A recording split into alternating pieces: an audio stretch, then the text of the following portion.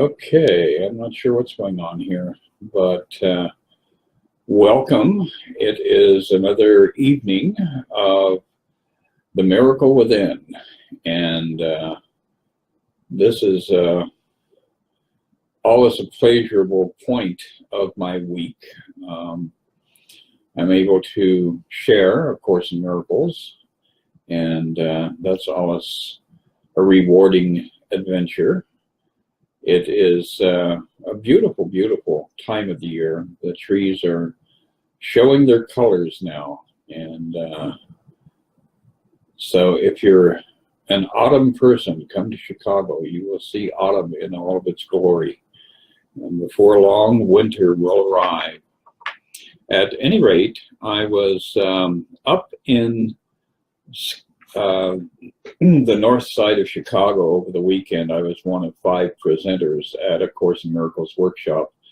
And the thing that always happens after I have done my presentation and after the event is over is that I recognize how much I've learned as a result of teaching. And that's one of the really fun enigmas based on, what we learn in A Course in Miracles. Because when you start to teach, something very magical happens. A process takes over. And if you're listening to what you're saying, you'll discover, oh, I didn't realize that I knew that. And that's because you're tapping in to that energy or that theme that comes through us that is much loftier than our own ego.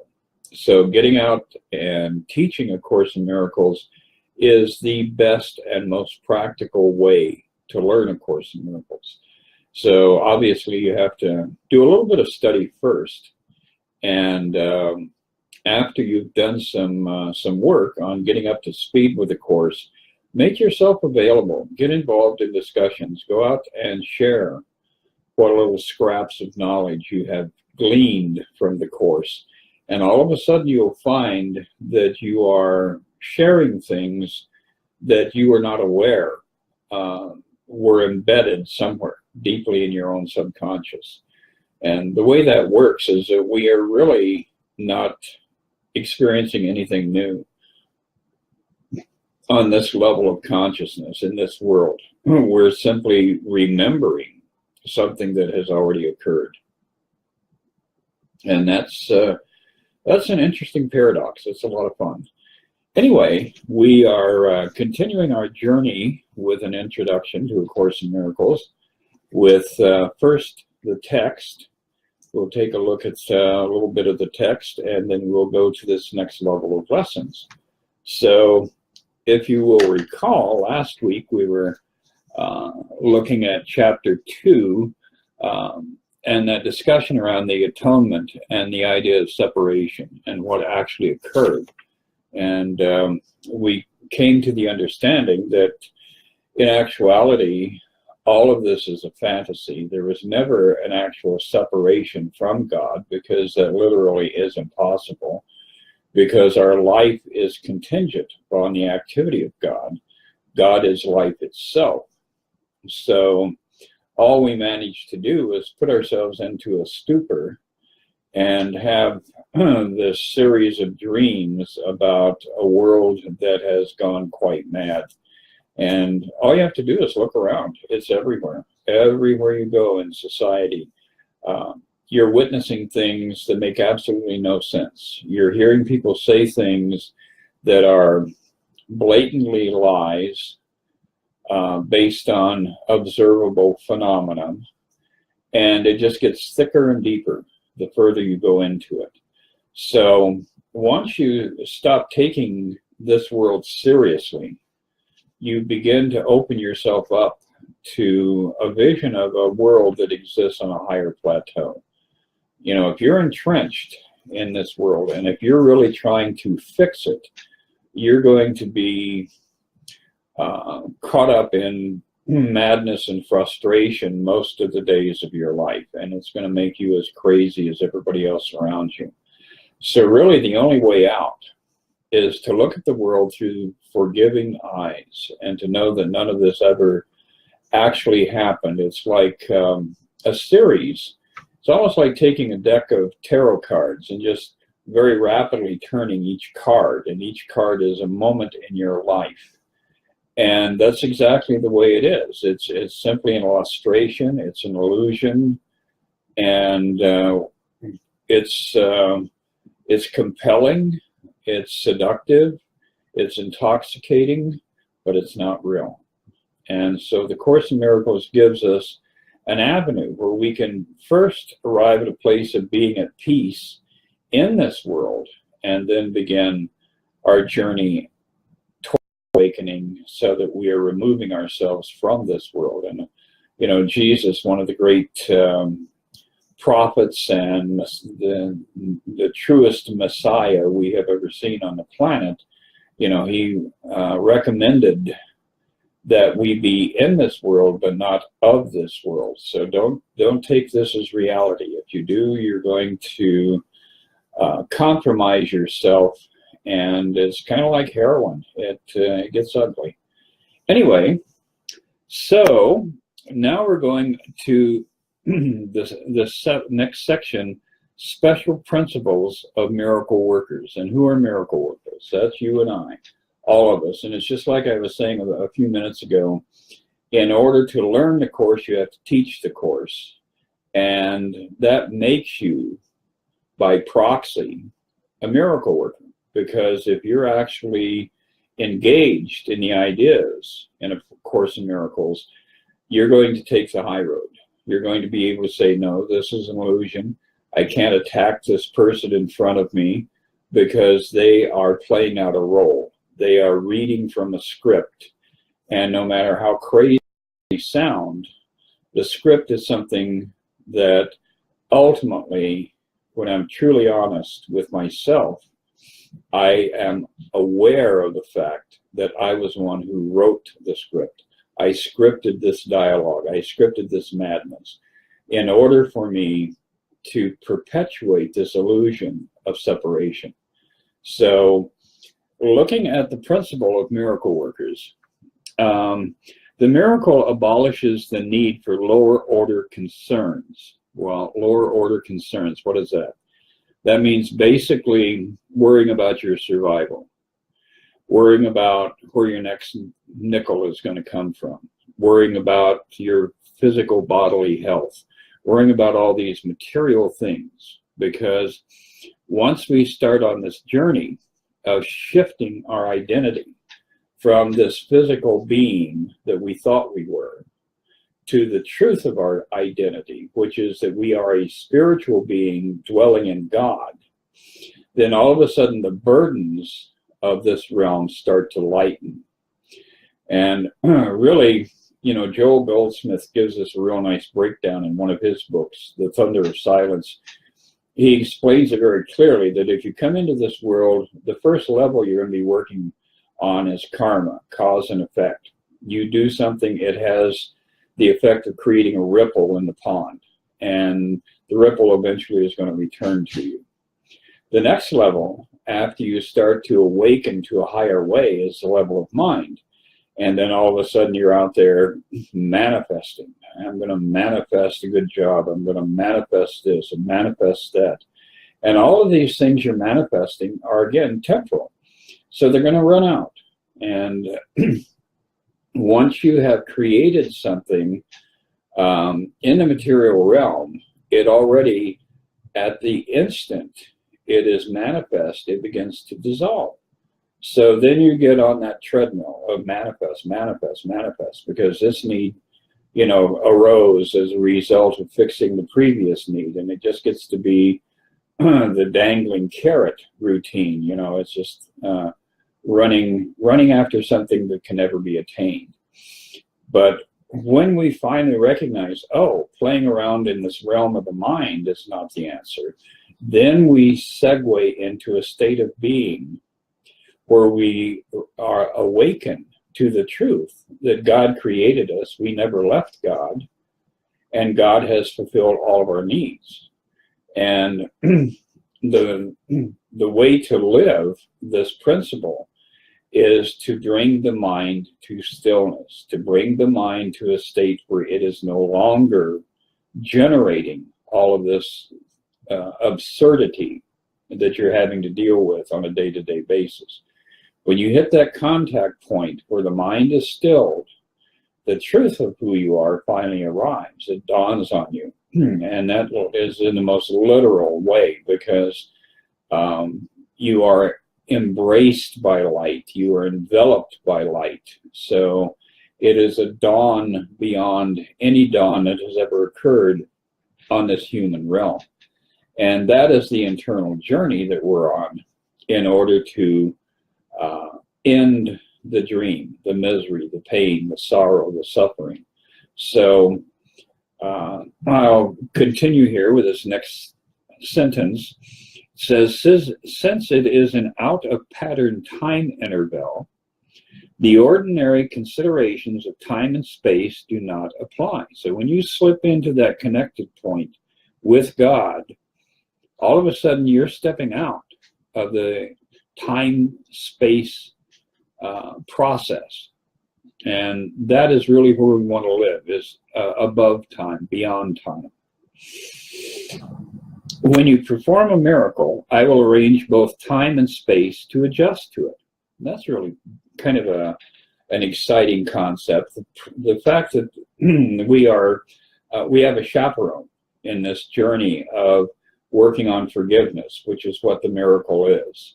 And Jesus is that chaperone. He is there with us through every experience we have. And he utilizes our efforts on this realm of forgiveness in order to adjust this whole sequence of cards, events that have been going on. So all of a sudden, your forgiveness activity turned over, released to Jesus through the process of the Christ, alters the past and heals it, and alters the future and reconstitutes it, creates a new outcome. So Jesus is telling us right up front here, as our personal mentor, the miracle that we surrender to him is going to have an astonishing effect, because he is going to use it in a place where its greatest efficacy can be felt and experienced. So it's pretty exciting once you start to get into some of these loftier ideas, because it removes us from a lot of our sorrow, a lot of our pain, and from a lot of the frustration of being trapped in a world that we can't control. And when you stop and think about it, most of us here really do feel trapped. You know, look who's president, look who's the Pope, look who's this, look who's that. All of these experiences that have trapped us and made us a victim. And the truth is, we are not a victim at all, and we have to awaken to that. A clear distinction between what is created and what is made essential. All forms of healing rest on this fundamental correction in level perception. So getting out of the timeline is the correction of what level you actually exist in. And that's how healing occurs. Never confuse right and wrong-mindedness. Responding to any form of error with anything except a desire to heal it is an expression of confusion. So the idea is not to fix it. I mean, there is a distinction here. If you feel like, you know, there's an atrocity happening across the street and you've got to go out and protest, then you're playing into the drama. You're playing into the game. What we have to do is step back from it and ask the Holy Spirit, our companion, that force within us that is an ever-present source, to clearly define what's actually going on so we can understand it, and to help us arrive at a place where we can forgive it rather than trying to assault it. And that is a very, very important part of the awakening process, is to realize that it really isn't beneficial in any way to get out there and rally against evil, because then you're just becoming part of the evil itself. You are empowering it by believing that it is real. And we have to step back and know that this is not truth. This is not real. And the only way that we're going to be able to do that is through acceptance and forgiveness with the assistance of the Holy Spirit, the process within us, that essence of God that lingers with us throughout this lifetime. So, the miracle is always a denial of this error and an affirmation of truth. So we're also going to deny what our senses are telling us. You know, if you can taste it, touch it, see it, hear it, or smell it, then it's not real. It's ephemeral. It's transitory. That which is seen through the process of vision is experienced on all levels. In other words, you become the experience. You go out and you see a beautiful sunset, and you're standing there by the ocean, watching the sun descend and all these magnificent colors. Well, on the material level, yeah, you can appreciate that. You can enjoy it. You can experience it every night if you want to, if you drag yourself out to the beach. But the truth is, when you start to experience through the level of vision, which is that higher level of insight and understanding, you become the sunset. And how thrilling is that, to no longer be an object viewing another object, but to suddenly become the experience of all of this beauty and love as it's going through this process. So this is what we're really aspiring to attain. This is what we're trying to make real for ourselves, and then to share it with others. Only right-mindedness can correct in a way that has real effect. Pragmatically, what has no real effect has no real resistance. That's something to ponder for a second. Its effect, then, is emptiness. So when you penetrate the illusion, you arrive at a place where there is nothing. But within that nothingness, there is this astonishing connectivity to all of life. You become life itself. You become the beingness that is expressed in every dewdrop, in every spider web, in every blade of grass, in every magnificent mountain hideaway, you know, where there's the secret valley with the waterfall and the meadows and all of these beautiful things. You become that. And within that nothingness, you experience totality, because it is the highest level of love that you can experience, divine love. Anyway, being without substantial content, it lends itself to projection. So all of the stuff that we believe is real is what we are projecting. And that's sometimes a hard pill to swallow. You know, again, it takes us out of the state of being a victim. It makes us realize that all of this is something that we, in fact, did create. We wrote the script, we designed the dream, we created all these players, and then we tried to bring our brothers and sisters into the journey and to create heroes and villains. And really the truth is, the only thing you're seeing around you, no matter how overwhelming the illusion may be, is Christ. You're seeing Christ in everyone if you're seeing truth. If you're seeing all of these perpetrators and all of these evildoers out there, then you're hooked into your own ego and you're hooked into the illusion. So Course in Miracles gives us some pretty high constructs. You know, we're climbing Mount Everest here with the intention of gaining that height where we can truly see the entire universe for what it is.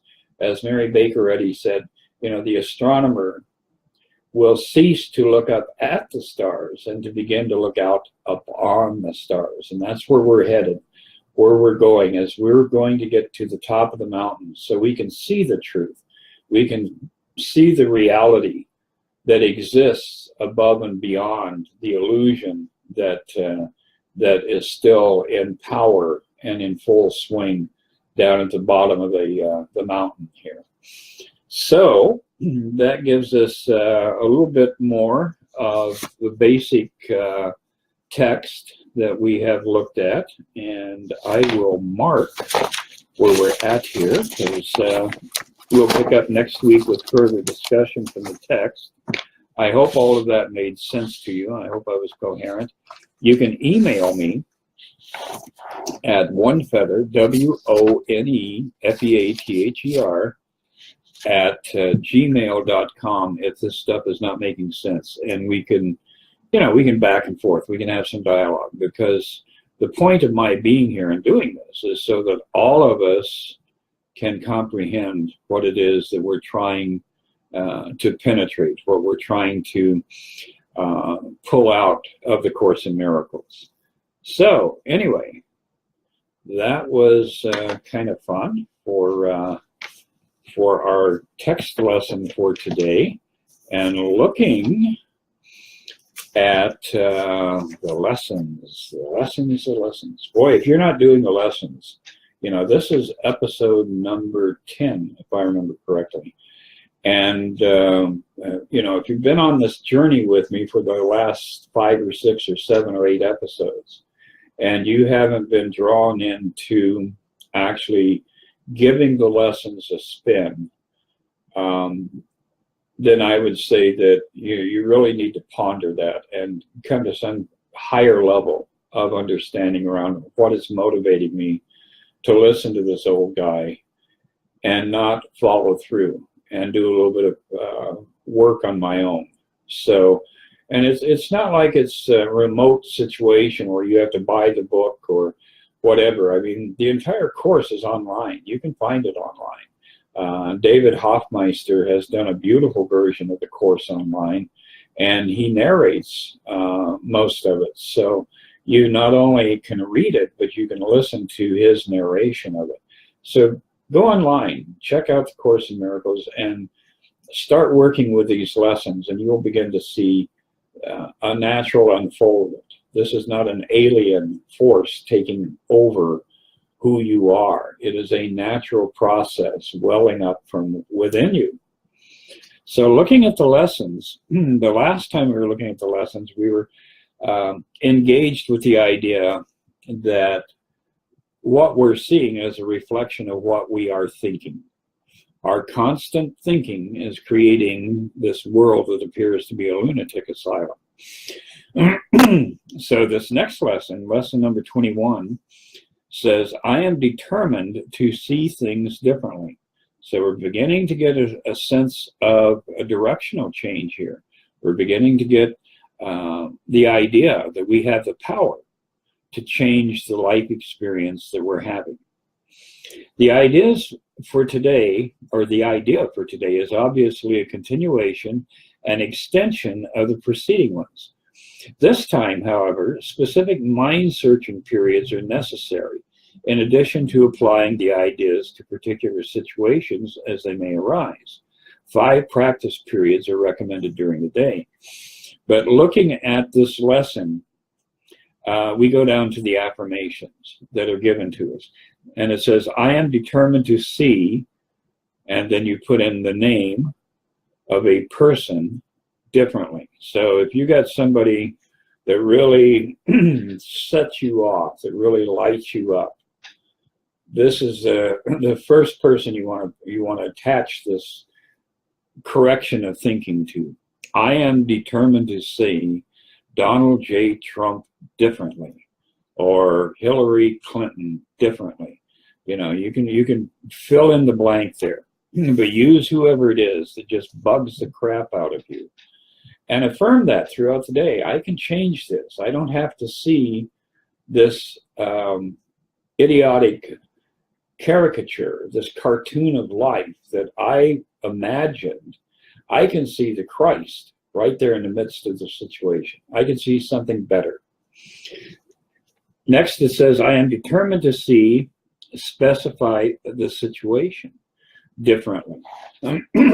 So we're starting to address individuals and circumstances with a level of authority.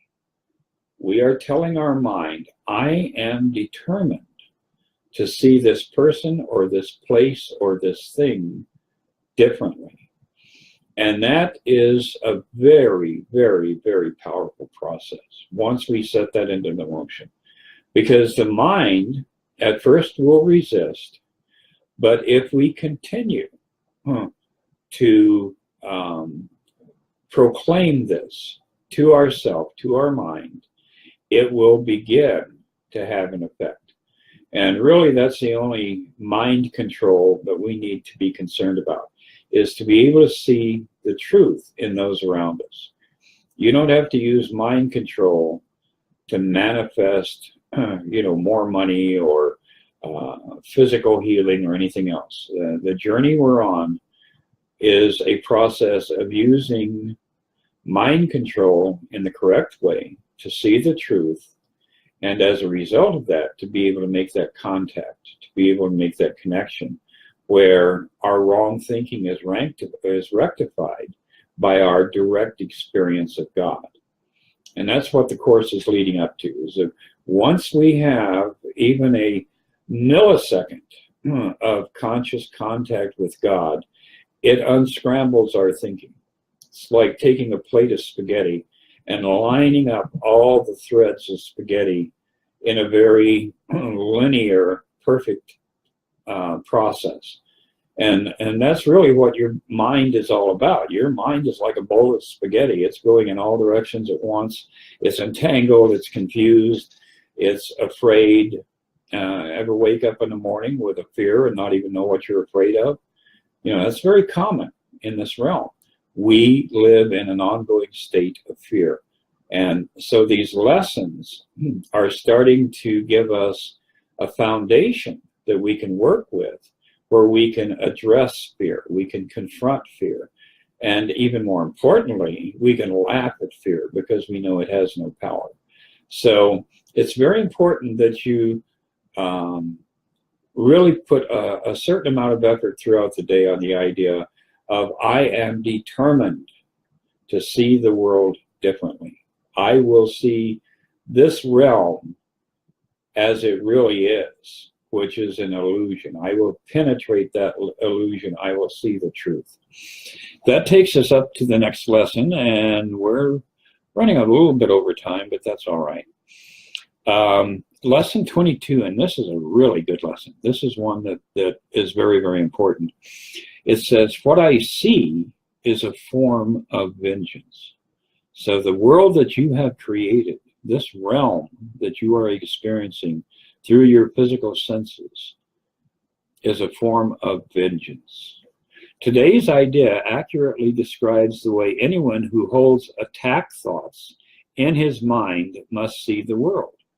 So, when you're holding that thought in your mind, damn it, Joe Blow down the street really pisses me off. I'd like to just go down there and slap him upside the head. Those thoughts are entrenching the illusion. And the illusion is vengeance. It is based on vengeance. It's the old code of Hammurabi, an eye for an eye and a tooth for a tooth. And you will remember Jesus came along and said, I'm not here to uphold this old law, the 10 Commandments, the code of Hammurabi. I'm here to fulfill it, to bring it to an end, to bring it to a conclusion. And so we watch the journey of his life in the New Testament, and at the end of one level of his existence, he's nailed to a cross, and instead of saying, okay, God, kick their asses for me, he says, forgive them. So this was what he came to do, was to bring forgiveness into this world, and it was a magnificent journey. And we need to stop seeing it as a journey of sacrifice and suffering. We need to recognize that the journey Jesus made was on behalf of love, not on behalf of revenge or compassion or all of these other emotional responses that cause us to believe this world is real.